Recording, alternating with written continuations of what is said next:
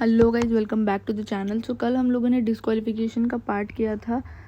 अब आगे हम आज पढ़ने वाले हैं रेजिग्नेशन ऑफ डायरेक्टर एंड उसके आगे के पार्ट्स।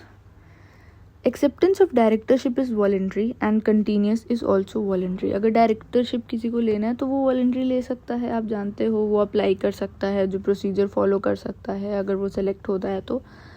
एंड उसका कंटिन्यूएशन भी वॉलेंट्री होता है। देयर के not be any compulsion on continuation of the office. आप फोर्सफुली किसी को नहीं रोक सकते हो कि नहीं आपको रहना ही पड़ेगा। So the law provides that a director may resign from his office by giving a notice in writing to the company. अगर डायरेक्टर चाहे तो रिजाइन कर सकता है। कैसे? नोटिस देगा to the company. The board shall on receipt of such notice take note of the same. The company shall, within 30 days from the date of receipt of notice of resignation from the director, intimate to the registrar in Form DIR 12 and post the information on its website if any. So, company को जिस दिन से मिला है वो notice of resignation, उस दिन से लेके 30 डेज के अंदर अंदर इंटीमेट करेगा कि इसको रजिस्ट्रार को कौन से फॉर्म में, DIR 12 में, और इस इंफॉर्मेशन को वेबसाइट पे भी पोस्ट करेगा। The company shall also place the fact of such resignation in the report of director laid in the immediately following general meeting by the company. So general meeting में भी इसके facts lay down होंगे। Such director shall also forward a copy of resignation along with detailed reasons for the resignation to the registrar within 30 days from the date of resignation in form DIR 12। सो जो director है वो खुद भी एक copy forward करेगा उसका resignation का to the registrar within 30 days from the date of resignation in form DIR 11। Okay, next is removal of director. It is a normal that the appointing authority can only be the removing authority. However, since the appointment has a procedure, removal का भी एक procedure होगा. A company may, by ordinary resolution, remove a director other than a director appointed by tribunal. Okay, तो company चाहे तो remove कर सकती है डायरेक्टर को. ओके, बट कौन से डायरेक्टर को नहीं रिमूव कर सकती है? जो ट्रिब्यूनल ने अपॉइंट किया. कैसे रिमूव करेगी? नॉर्मल जो डायरेक्टर को रिमूव करना है ऑर्डिनरी रेजोल्यूशन से. Okay, independent director appointed for the second term can be removed by special resolution only. So ऐसे नॉर्मल जो डायरेक्टर है वो ऑर्डिनरी रेजोल्यूशन से रिमूव होंगे, बट इंडिपेंडेंट डायरेक्टर जो अपॉइंट हुए हैं फॉर द सेकेंड टर्म, ये याद रखना, वो स्पेशल रेजोल्यूशन से ही रिमूव हो सकते हैं. The directors appointed on the principle of proportionate representation under section 163 can not be removed by ordinary resolution as aforesaid. So वो नहीं रिमूव हो सकते हैं जो प्रोपोर्शनल रिप्रेजेंटेशन से अपॉइंट होते हैं. Okay, A special notice from member or members shall be required of any resolution to remove director. क्या चाहिए होगा अगर रिमूव करना है तो स्पेशल नोटिस. किसका? From members. On receipt of the notice, the company shall forthwith send a copy thereof to the director concerned. जिस director को रिमूव करने की बात हो रही है उसको एक कॉपी भेजा जाएगा.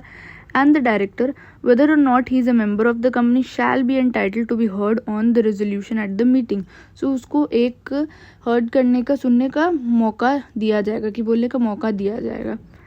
The vacancy resulting from the aforesaid removal may be filled in the appointment of another director at the same meeting. चाहे तो same meeting में किसी और को appoint कर लो with the director is removed, provided special notice of the proposed appointment भी होना चाहिए. A director so appointed shall hold the office for the remaining tenure of the director who has been removed would have held the office if he had not been removed. So जो director remove हो रहा है उसका जितना period बाकी है, जो appoint होगा वो उतने पीरियड तक ही ऑफिस में रहेगा. If the vacancy is not filled in the same meeting, then it shall may be filled as a casual vacancy in accordance with the provision of the act, provided that the director who was removed from the office shall not be reappointed as a director. जो remove हुआ है वो appoint नहीं होना चाहिए, reappoint, but casual vacancy से, जैसे casual vacancy fill होता है कोई भी, वैसे ही इसका भी जो वैकेंसी होगा वो फिल हो जाएगा. Nothing in this section shall be taken to deprive a person removed under this section of his right to compensation or damage उसको मिलेगा जो है payable to him in respect of the premature termination of the directorship or term of his appointment as director, or if any appointment terminating with that director. Next is vacation of office of director. The office of director shall become vacant in case. किस किस case में माना जाएगा कि office of the director vacate हो चुका है? अगर वो डिस्क्वालिफिकेशन कर देता है, जैसे हमने ऊपर जो पॉइंट्स पढ़े वो, if he is absent himself from all the meetings of board of director held during a period of 12 months with or without seeking leave of absence of the board. ये चीज़ ध्यान रखना, with और without, चाहे उसने permission लिया है चाहे नहीं लिया है, बट स्टिल अगर 12 मंथ्स तक वो नहीं मीटिंग अटेंड करता है देन वो उसका ऑफिस विकेट माना जाता है. He acts in the contravention of provision of section 184 relating to entering into a contracts or arrangement in which he is directly or indirectly interested. अगर वो फेल टू डिस्क्लोज हो जाता है to the interest of any contract or arrangement, अगर वो disqualified हो जाता है by an order of the court or the tribunal, अगर वो कन्विक्टेड बाय द कोर्ट है ऑफ एनी इन ऑफेंस, चाहे वो उसमें मॉरल टर्पिट्यूड हो या अदरवाइज, और वो सेंटेंस हुआ है for imprisonment for more than not less than 6 month, मतलब 6 महीना से ज़्यादा. ओके अगर वो इन pursuance of the provision of act उसको रिमूव किया गया है.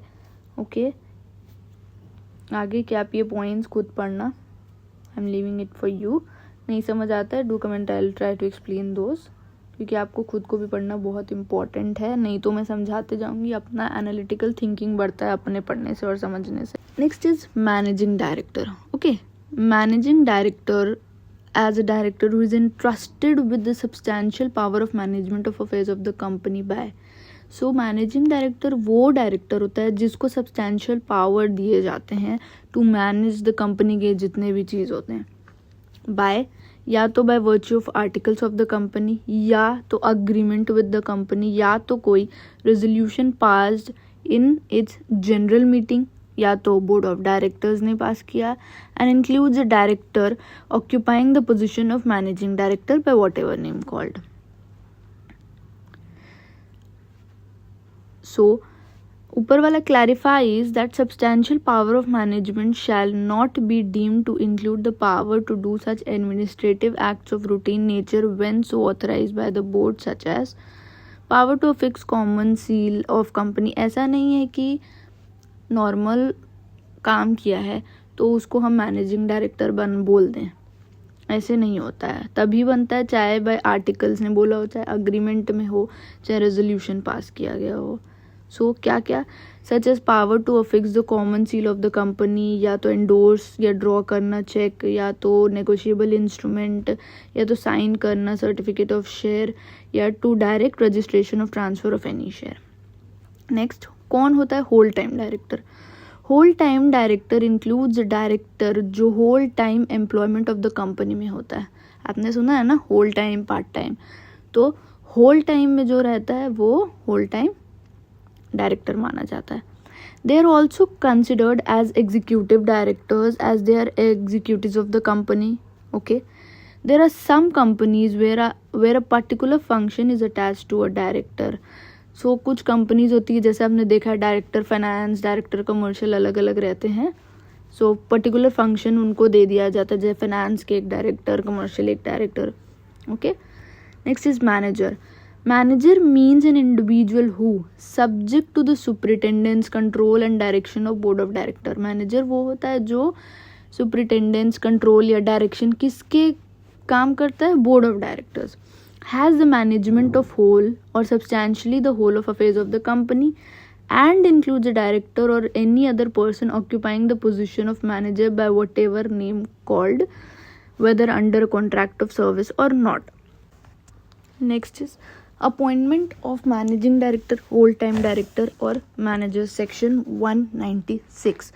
So कैसे appoint होता है managing director, whole time director और manager. No company shall appoint or employ a managing director and manager at the same time. ये ध्यान रखना पड़ेगा कि मैनेजिंग डायरेक्टर और मैनेजर सेम टाइम पे अपॉइंट नहीं हो सकता है. No company shall appoint or reappoint any person as its managing director, whole-time director or manager for a term exceeding 5 years. तो 5 साल के लिए होता है at a time, एक बार के लिए 5 साल. Provided that no reappointment shall be made earlier than 1 year before the expiry of his term. So अगर reappoint करना भी है, सो लास्ट का जब वो अपॉइंटमेंट का लास्ट का 1 साल बचा हुआ होगा तभी रीअपॉइंटमेंट के लिए हो सकता है. No company shall appoint or continue the employment of any person as a managing director, whole time director और manager who is below the age of 21 year or has attend the age of 70 years. तो जो भी managing director, whole time director और manager, उसका age 21 से below नहीं होना चाहिए, अगर 70 से ज़्यादा नहीं होना चाहिए, बट 70 के लिए एक केस होता है. Person who has attend the age of 70 years may be appointed by passing special resolution.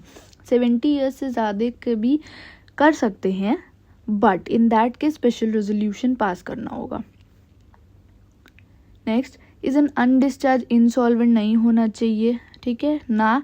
Educated as an insolvent भी नहीं होना चाहिए. Has at any time suspended payment to his creditors, तो क्रेडिटर का पेमेंट सस्पेंड नहीं किया होना चाहिए. Has at any time been convicted by the court भी नहीं होना चाहिए of an offence and sentence for a period of more than 6 months. अगर 6 महीने से ज़्यादा का उसको हुआ था, ऑफेंस हुआ था, वो सेंटेंस किया गया था उसको 6 महीने से ज़्यादा के लिए, इन दैट केस ऑल्सो वो नहीं हो सकता है. Schedule 5 of the Companies Act 2013 prescribed additional condition for कुछ additional conditions दिए गए for managing director, whole time director और manager के लिए to be eligible for appointment. He had not been sentenced for imprisonment for any period or to fine exceeding 1,000 rupees for the conviction of any offence under 16 acts जो specify किए गए हैं. कोई भी उसमें कोई भी सेंटेंस या इम्प्रिजनमेंट नहीं होना चाहिए, या फाइन 1,000 से ज़्यादा का नहीं लगा होना चाहिए, या तो वो ही had been detain for any period under the conservation of foreign exchange and prevention smuggling activities में नहीं होना चाहिए.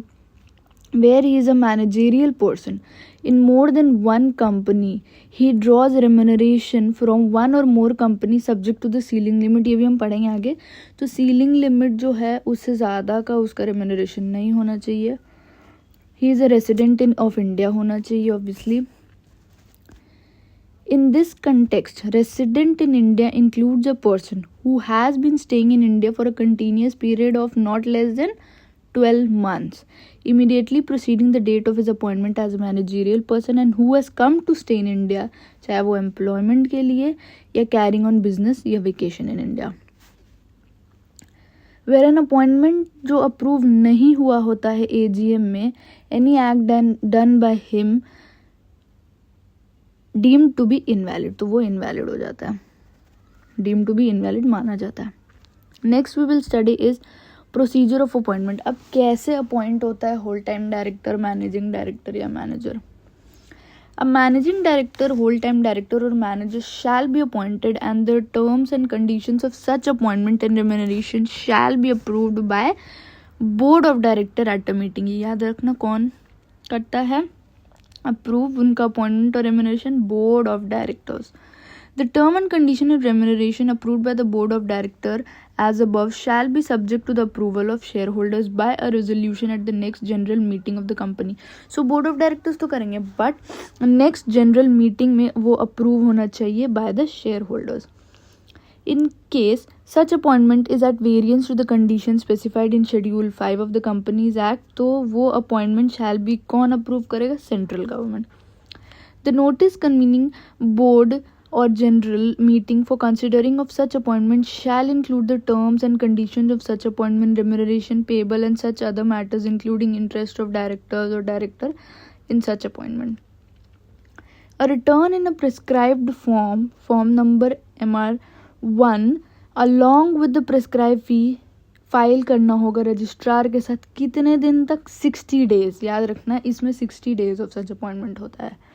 किसका अपॉइंटमेंट के लिए? Managing director, whole time director और मैनेजर के लिए 60 डेज तक रजिस्ट्रार के साथ फाइल करना होता है. Next, appointment of Key Managerial Person, KMP Section 203.